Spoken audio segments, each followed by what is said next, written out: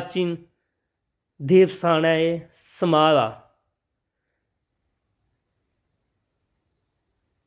देखो अगे पिछे किन्ने वन जीन इत्थे, किन्ने बाण समाती दे रुख बूटे न।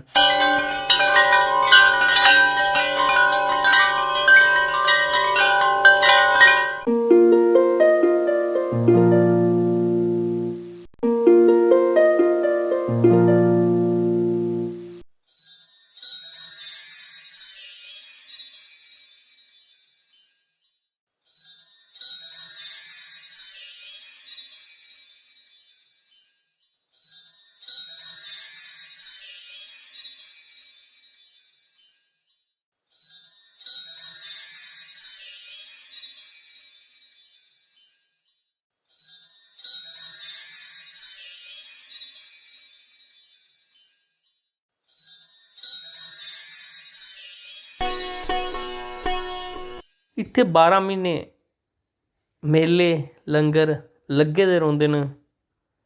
ते आओ अस तुसें थोड़े होर अग्गे लेई चलचै। जियां तुस दिक्खा दे होगो कि दिक्खो कैसी चट्टानां,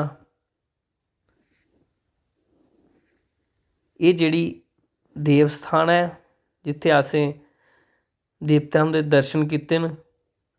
ते दिक्खो कुदरती तौर उप्पर पानी बगा करदा है।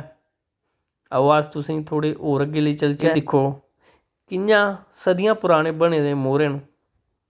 ते जेकर में तुसें इस शिवलिंग दी इक गल्ल दस्सां ते इत्थे कोई आइयै पानी चढ़ाने दी की लोड़ च नहीं पौंदी।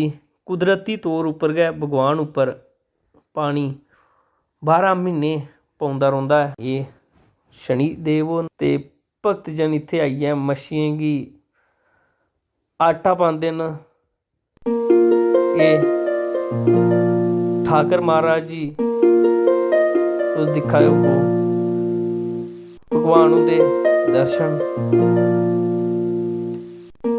एह् अस मां गौरी दे दर्शन,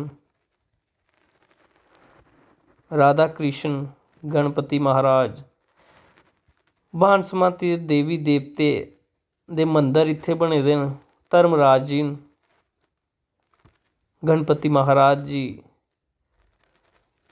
तो दिक्खा दे होगो इन्ने पुराने इत्थे भित्त लग्गे दे न।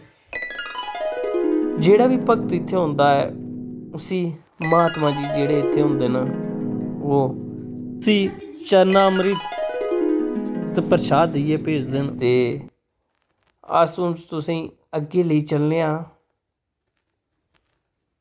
जित्थे पुरानी गुफा निकली दी ऐ।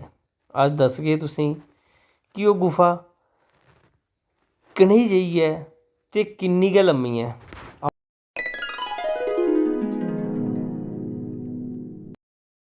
आखेआ जंदा है कि उत्थे बेहियै संत महात्मा तपस्या च लीन रौंह्दे हे। ते इत्थे रस्ता हल्ली ते इन्ना कोई शैल नेईं बने दा, लेकिन एह् गुफा दिक्खो हून तुस आपें गै दिक्खो दर्शन करो ते एह्दे अग्गे पिच्छे दा बी नज़ारा गी मोह्ने आह्ला ऐ।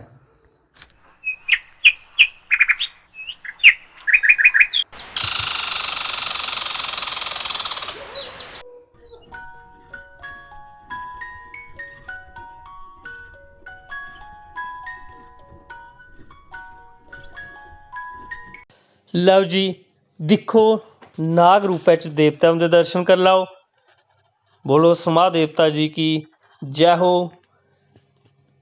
बड़ा गै सच्चा सुच्चा देव स्थान है हरि हरि। नाग रूपै च देवतें दे दर्शन करना बड़ी भाग्यां दी गल्ल मन्नी जंदी है। ते लैओ तुस समां देवता दे नाग रूपै च बी दर्शन करी लैओ। ओम नमः शिवाय, ओम नमः शिवाय, ओम नमः शिवाय। बोलो समां देवता की जय।